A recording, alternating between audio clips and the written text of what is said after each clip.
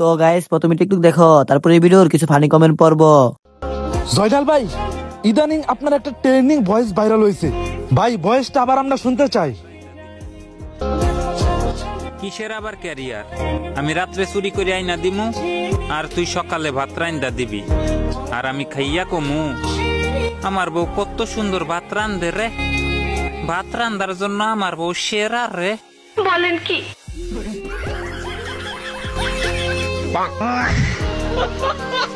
तो चलिए शुरू करते हैं। আর আমি কমু জামাই আমার চুরি করার জন্য সেরা রে।